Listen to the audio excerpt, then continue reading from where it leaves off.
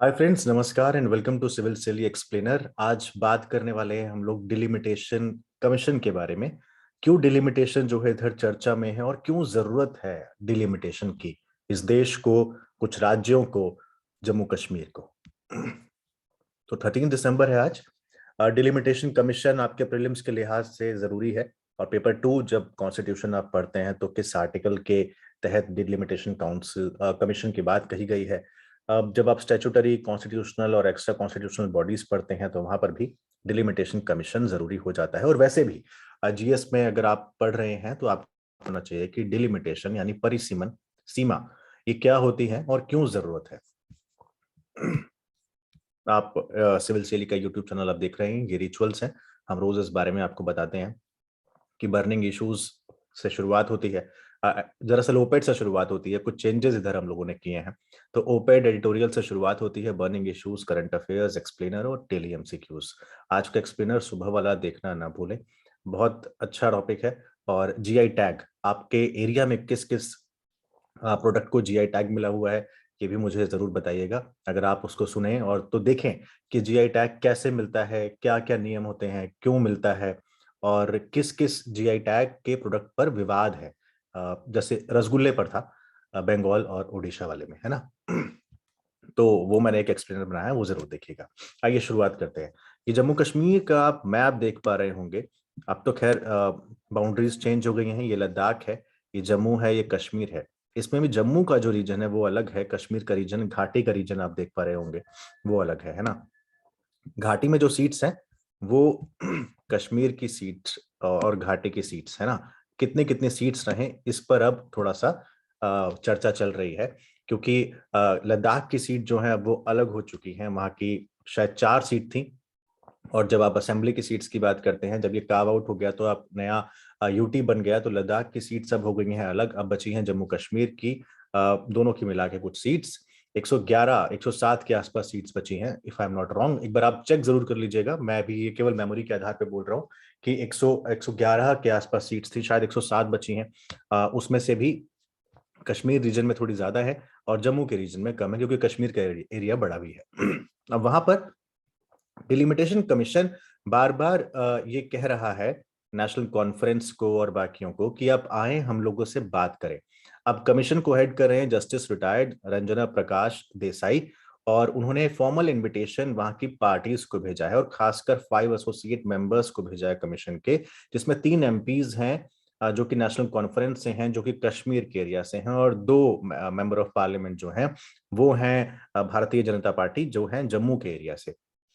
उन्होंने भेजा है और बोला है कि आप आइए और हमसे, हम लोगों से बात करें। लेकिन वो आ नहीं रहे हैं, है ना। नेशनल कॉन्फ्रेंस आ नहीं रही है, बोल रही है कि एजेंडा क्या है आपका, आप पहले एजेंडा बताइए, हम तब आएंगे। और अब तक उन्होंने कोई भी मीटिंग पिछले 1 साल में अटेंड नहीं की है, ये दूसरी बार उनको फॉर्मल इनविटेशन गया है। इस वजह से ये बार बार चर्चा में है। तो एजेंडा क्या है, नेशनल कॉन्फ्रेंस पूछ रहा है। और एजेंडा हम सबको पता है कि डिलिमिटेशन यानी जनसंख्या के आधार पर, पॉपुलेशन के आधार पर उस कॉन्स्टिट्यूशन को रीडिफाइन करना, ये होता है डिलिमिटेशन, अगर आप लिटरल मीनिंग के हिसाब से जाएंगे तो। ये आप डेफिनेशन पढ़ भी पा रहे होंगे। लिटरल मीन्स एक्ट और प्रोसेस ऑफ फिक्सिंग लिमिट और boundaries of territorial constituencies in country to represent change in population. Population बदलती है, उसके हिसाब से इसको ऐसा समझिए कि एक एक स्कूल के, जब आप क्लासरूम में पढ़ते हैं तो बोलते हैं ना 50 बच्चों पर एक टीचर है, जबकि होना कितने चाहिए, शायद 20 या 25 या 30 स्टूडेंट्स पर एक टीचर होना चाहिए। इसी तरीके से किसी देश में पॉपुलेशन होती है, उस पॉपुलेशन पे रिप्रेजेंटेशन होता है एक एमपी का, या एक आपका जो लेजिस्लेटिव असेंबली होती है वहां के एक मेंबर का। तो एक निश्चित पॉपुलेशन पे कितने एमपीज हों या लेजिस्लेटिव असेंबली की कितनी सीट्स हो, यानी एक रिप्रेजेंटेशन कितने कितने लोगों पर कितने एमपीज का हो या एमएलएस का हो, इसको बोलते हैं डिलिमिटेशन। इसके आधार पर डिलिमिटेशन किया जाता है, बाउंड्रीज फिक्स की जाती हैं कि मान लीजिए किसी एरिया में बहुत ज्यादा पॉपुलेशन बढ़ चुकी है, अब वहां पर उनकी समस्याएं और उस एरिया की समस्याएं जहां पर पॉपुलेशन कम है, दोनों की समस्याएं अलग अलग होगी, लेकिन दोनों को आप एक तराजू में तौलकर नहीं देख सकते। इसलिए हम लोग डिलिमिटेशन बार बार करते हैं। तो फिक्सिंग और रिड्रॉइंग द लिमिट और the boundaries of a territorial constituency having legislative body as per election commission. Now, this is carried out by an independent high-powered panel known as Delimitation Commission. Delimitation Commission क्या होता है, ये हम लोग आगे बात करेंगे, कौन कौन इसके मेंबर्स होते हैं अगली स्लाइड में बात करेंगे।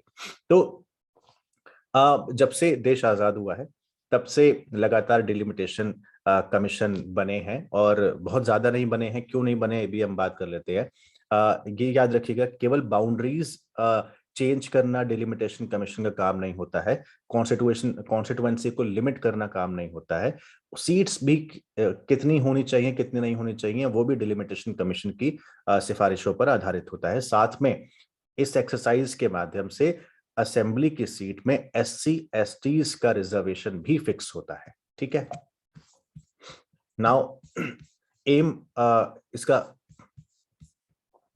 एम आपको बता दिया कि इक्वल सेगमेंट में सारे पॉलिटिकल पार्टीज और सारे कैंडिडेट्स को एक लेवल प्लेइंग फील्ड मिले in terms of number of voters, कि भाई इतने सारे वोटर्स हैं, ये ज्योग्राफिकल एरिया है, यहाँ पर सबको लेवल प्लेइंग फील्ड मिलेगा, सब लोग चुनाव लड़ेंगे और एक आदमी का वोट एक व्यक्ति के लिए ये मान्य होगा, ये मायने रखेगा, यानी इक्वल रिप्रेजेंटेशन हो उस कॉन्स्टिट्यूएंसी में, उस पूरे एरिया में सभी का। लेट्स से कि एक जम्मू कश्मीर का इतना बड़ा एरिया है, तो सभी पॉपुलेशन के हिसाब से सभी एरिया का बराबर का रिप्रेजेंटेशन हो, इसको हम लोग बोलते हैं। ये एम होना चाहिए कि कहां पर कम पॉपुलेशन है तो वहां पर रिप्रेजेंटेशन कम हो, जहां ज्यादा है तो वहां रिप्रेजेंटेशन ज्यादा हो। इसीलिए आप देखेंगे कि अरुणाचल प्रदेश में सीट्स कम होती हैं, यूपी में सीट्स ज्यादा होती हैं। कॉन्स्टिट्यूशनल बेसिस क्या है डिलिमिटेशन का? आर्टिकल 82 बोलता है कि the parliament enacts a delimitation act every after every census, और आर्टिकल 170 स्टेट्स के लिए बोलता है। नाउ आर्टिकल 82 के तहत डिलिमिटेशन एक्ट को इनेक्ट किया जाएगा पार्लियामेंट द्वारा। अगर एक बार एक्ट फोर्स में आया तो यूनियन गवर्नमेंट को डिलिमिटेशन कमीशन सेटअप करना मैंडेटरी हो जाता है, लेकिन पहला डिलिमिटेशन जो था वो प्रेसिडेंट द्वारा बनाया गया था, पार्लियामेंट द्वारा नहीं। क्यों? क्योंकि तब 1950-51 में डिलिमिटेशन हुआ था, और पहले इलेक्शन जो है वो बने थे, वो हुए थे, आप जानते हैं, बाद में। तो the delimitation commission act was enacted इन 1952। ठीक है, लेकिन पहली जो डिलिमिटेशन एक्सरसाइज हुई थी वो प्रेसिडेंट के माध्यम से हुई थी with the help of election commission. तो वो पार्लियामेंट के माध्यम से नहीं हुई थी, वो प्रेसिडेंट के माध्यम से हुई थी। डिलिमिटेशन एक्ट इनेक्ट हुआ था 1952 में। अब तक 4 बार बन चुका है, 52, देन 61 की सेंसस हुई आफ्टर एवरी सेंसस 63, 71 की सेंसस हुई 73, 2001 की सेंसस हुई 2002 में। तो 52, 63, 73, 2002, 81, 91, 81 और 91 में सेंसस के बाद कोई डिलिमिटेशन नहीं हुआ। क्यों नहीं हुआ? द रीजन इज कि डिलिमिटेशन आप कर तो देंगे, लेकिन कुछ राज्य ऐसे हैं, कुछ स्टेट ऐसे हैं जिन्होंने पॉपुलेशन कंट्रोल में बहुत ज्यादा भूमिका अपनी नहीं निभाई, उन्होंने पॉपुलेशन कंट्रोल नहीं की। अब अगर आप पॉपुलेशन कंट्रोल नहीं करते हैं और southern Indian states population control करती हैं और आप डिलिमिटेशन करेंगे, वहां पर सदर्न स्टेट्स के पास सीट्स हो जाएंगी पॉपुलेशन के रेशो में कम, और नॉर्दर्न स्टेट्स के पास, यूपी, बिहार, राजस्थान, एमपी के पास हो जाएंगी ज्यादा, क्योंकि यहाँ पर पॉपुलेशन कंट्रोल पर बहुत ज्यादा ध्यान नहीं दिया गया। तो जब तक कि बराबर का यूनिफॉर्म पॉपुलेशन ग्रोथ नहीं होगा तब तक डिलिमिटेशन को फ्रीज कर दिया गया। सीट्स पार्लियामेंट की सीट्स को फ्रीज कर दिया गया, सॉरी, पार्लियामेंट की सीट्स को जब तक के लिए फ्रीज कर दिया गया। कहा गया अगर डिलिमिटेशन कमीशन बनता भी है तो वो केवल बाउंड्रीज डिसाइड करेगा, वो रिजर्वेशन डिसाइड करेगा, वो सीट्स नहीं डिसाइड करेगा। सीट्स जो है वो 1971 के सेंसस के आधार पर फ्रीज हो जाएंगी। तो 1976 में अमेंड किया गया कॉन्स्टिट्यूशन में और सस्पेंड किया गया डिलिमिटेशन 2001 तक के लिए। तो आप देख रहे हैं कि 2001 में जाके डिलिमिटेशन हुआ, फिर दोबारा उसको अमेंड किया गया और सीट्स फ्रीज कर दी गई 2026 तक के लिए। अब नया संसद बन रहा है, सीट्स बढ़ाई जा रही हैं, और उस हिसाब से कि बैठने के लिए सीट कम ना पड़े तो नया संसद बन रहा है। आप देख रहे हैं सेंट्रल विस्टा प्रोजेक्ट चल रहा है, तो वहां पर सीट्स बढ़ेंगी, ज्यादा मेंबर्स आएंगे, दैट मीन्स कि डिलिमिटेशन कमीशन बनेगा और उसके बाद नंबर ऑफ सीट्स पार्लियामेंट में बढ़ जाएंगी। ठीक है, तो 2026 तक के लिए फ्रीज है। 1971 की जनसंख्या के आधार पर, 1971 के पॉपुलेशन के आधार पर, याद रखिएगा। तो एक यूनिफॉर्म पॉपुलेशन जब ग्रोथ रेट आ जाएगा, जब सब बराबर का ग्रोथ रेट होगा, तब होगा। हालांकि वो बराबर का ग्रोथ रेट कभी नहीं होगा, आप ही जानते हैं।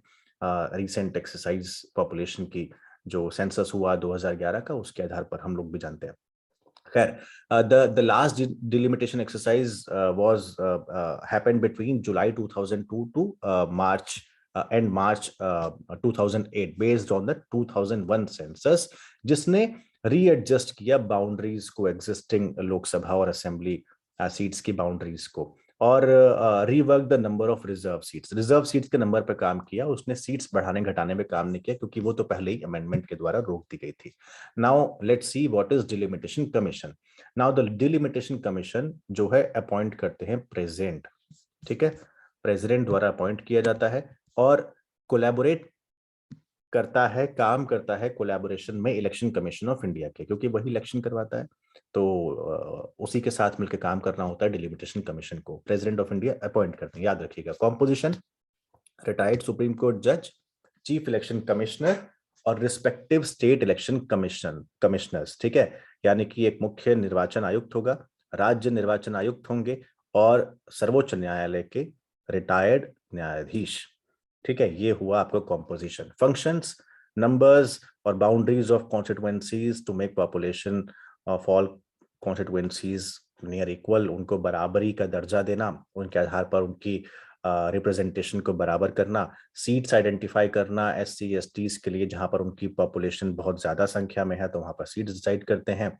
इन केस अगर तीनों के ओपिनियन में डिफरेंस आता है तो वोटिंग होती है, मेजॉरिटी जहां जाती है उस हिसाब से होता है। 3 है वैसे भी, 2-1 से जो जीतेगा उसका डिसीजन मान्य होगा। याद रखिएगा, डिलिमिटेशन कमीशन के ऑर्डर्स को, डिसीजंस को आप किसी भी कोर्ट में, सुप्रीम कोर्ट से लेकर किसी भी कोर्ट में आप क्वेश्चन नहीं कर सकते हैं, वो आपको मानना ही पड़ेगा। ठीक है, तो ये आपके MCQ में बनता है question. Now what is the problem in Jammu Kashmir? Jammu Kashmir में डिलिमिटेशन क्यों हो रहा है? तो जम्मू कश्मीर में डिलिमिटेशन इसलिए हो रहा है, अभी कमीशन अलग से बनाया गया, 2020 में कमीशन बना, और रीजन इसका ये था कि पहले जम्मू कश्मीर धारा 370 आर्टिकल 370 के तहत काम कर रहा था। तो वहां पर इंडियन कॉन्स्टिट्यूशन के माध्यम से लोकसभा की सीट्स तो इंडियन कॉन्स्टिट्यूशन के माध्यम से गवर्न हो रही थी, लेकिन जम्मू कश्मीर कॉन्स्टिट्यूशन के माध्यम से असेंबली की सीट्स को गवर्न किया जा रहा था। यानी दो तरीके से जम्मू कश्मीर का जब संविधान वहां पर था तो अपने राज्य के चुनाव के लिए वहां पर डिलिमिटेशन असेंबली का माना जा रहा था, असेंबली की सीट्स का जम्मू कश्मीर के संविधान के हिसाब से माना जा रहा था, लेकिन लोकसभा की सीट्स के लिए इंडियन कॉन्स्टिट्यूशन के हिसाब से माना जा रहा था। तो इंडियन कॉन्स्टिट्यूशन और जम्मू कश्मीर कॉन्स्टिट्यूशन यहाँ पर टसल हो रहा था। अब जब धारा 370 आर्टिकल 370 अंडर 370 हट गया, स्पेशल स्टेटस उसका एब्रोगेट हो गया, हट गया, और नई यूनियन टेरिटरी JNK और जम्मू कश्मीर ये बन गए, तो स्पेशल स्टेटस आपने खो दिया। अब कैसे गवर्न हो, क्योंकि जम्मू कश्मीर कॉन्स्टिट्यूशन तो अब खत्म हो गया, वहां का जो रिप्रेजेंटेशन ऑफ पीपल रोपा 1957 था वो तो खत्म हो गया। अब कैसे गवर्न करें? तो स्पेशल डिलिमिटेशन कमीशन बनाया गया 2020 में 6 मार्च को, और कहा कि वो कार्व आउट करेगा असेंबली और पार्लियामेंट की सीट्स को, कि यूटी में उसमें कितनी सीट्स होनी चाहिए। सारा मसला यहां पर है। अब इशू क्या है डिलिमिटेशन के साथ, कि जैसा मैंने आपको बताया था कि पॉपुलेशन कंट्रोल जहां पर ज्यादा होता है, जहां पर कम होता है, तो कम वालों को दिक्कत ये होती है कि हमारी सीट्स कम हो जाएंगी, और जहां पर पॉपुलेशन कम है, और जहां पर ज्यादा है उनको अच्छा ये लगता है कि उनके यहाँ सीट्स बढ़ जाएंगी, तो चुनाव में भागीदारी उनकी होगी, और असेंबली में या फिर लोकसभा में उनका एक छत्र राज होगा। जैसे यूपी की सबसे ज्यादा सीट्स है मान लीजिए, तो यूपी चुनाव का एक बोलबाला रहता है ना। तो इस तरीके से थोड़ा सा ये पॉसिबिलिटी होती है कि सीट्स रिड्यूस ना हो जाए। अभी क्या है कि कश्मीर यानी घाटी की सीट्स जो हैं वो ज्यादा हैं और जम्मू रीजन की सीट्स कम है। जितना अभी तक बात हो रही है कि जम्मू रीजन की सीट्स 4 या 6 बढ़ाने की बात चल रही है, तो वो इक्वलाइजेशन जो होगा कश्मीर की सीट्स और घाटी की सीट्स और जम्मू की सीट्स का, वो इक्वलाइजेशन से दिक्कत है कि जो सत्ता पक्ष है वो चाहता है कि जम्मू उसका रीजन है और वहां पर वो हमेशा से जीतता भी आया है जम्मू रीजन में, तो वो इक्वलाइजेशन ना हो जाए कहीं। तो ये नेशनल कॉन्फ्रेंस और बाकी पार्टीज को ऐसी समस्या है, ये मैं पिछले साल की उनकी समस्याओं की बात कर रहा हूं जो कि नेशनल कॉन्फ्रेंस और बाकी लोगों ने बोला था कि भारतीय जनता पार्टी बीजेपी इस तरीके से आगे आना चाह रही है कि वो जम्मू रीजन में सीट्स बढ़ाकर पॉपुलेशन के आधार पर कश्मीर की सीट्स के बराबर करे, और जब बराबर होगा तो आप जानते हैं कि बराबरी में तो फिर काम हो ही जाता है ना, या फिर कम में तो फिर दिक्कत होती ही है। तो कम ना रहे, बराबर हो जाए, क्योंकि ज्यादा हो नहीं सकती। कश्मीर बड़ा बड़ा हिस्सा है, जम्मू उस मुकाबले में काफी दोनों में असमानता भी है। खैर, तो जम्मू कश्मीर के ये पूरी पूरी समस्या थी और इस तरीके से डिलिमिटेशन वहां पर अब किया जा रहा है, और अब ये समस्या नेशनल कॉन्फ्रेंस और बाकी लोगों को हो रही है। तो 2 बार 3 बार बुलावा भेजा जा चुका है, 2 बार, लेकिन दोनों बार अभी तक कोई मेंबर वहां से मिलने के लिए नहीं आया है। तो एजेंडा क्या है, नेशनल कॉन्फ्रेंस पूछ रहा है, बाकी पार्टीज पूछ रही हैं। उस एजेंडा के आधार पर डिलिमिटेशन तय होगा कि होना है तो क्या होना है। तो this was all about delimitation commission. This was all about delimitation in Jammu Kashmir. This was all about delimitation in Jammu region and Kashmir region, and why MPs of Jammu and Kashmir are not participating in delimitation commission's meeting, and why they are not responding to the formal invitation of delimitation commission. So this is the ये एक एक उसका development था इस पूरी बातचीत का। तो डिलिमिटेशन बार बार चर्चा में है, तो ये मैंने आपको बताया क्यों चर्चा में है। और डिलिमिटेशन कमीशन क्या होता है, ये बनता है आपका क्वेश्चन प्रीलिम्स के हिसाब से और मेंस के हिसाब से। क्यों जरूरत है देश में डिलिमिटेशन कमीशन की, और क्यों 2026 तक सीट्स की गई हैं फ्रीज। पॉपुलेशन कंट्रोल का क्या हाथ होता है डिलिमिटेशन कमीशन की सीट्स निर्धारण करने में। आपको ये प्रोग्राम कैसा लग रहा है, आप प्लीज कमेंट बॉक्स में ये जानकारी जरूर दीजिएगा। एक्सप्लेनर्स लगातार देखते रहिए, सुबह ऑडियो विजुअल फॉर्मेट में, शाम को वीडियो फॉर्मेट में। और साथ में अगर आपको ये सिविल चली की 1-on-1 मेंटरिंग चाहिए तो आप डिस्क्रिप्शन बॉक्स में दिए गए लिंक पर क्लिक करके ऐसा कर सकते हैं। ये पीडीएफ भी वहां से डाउनलोड कर सकते हैं। This was all about delimitation commission. See you tomorrow. बहुत ख्याल रखिए, बहुत बहुत शुक्रिया।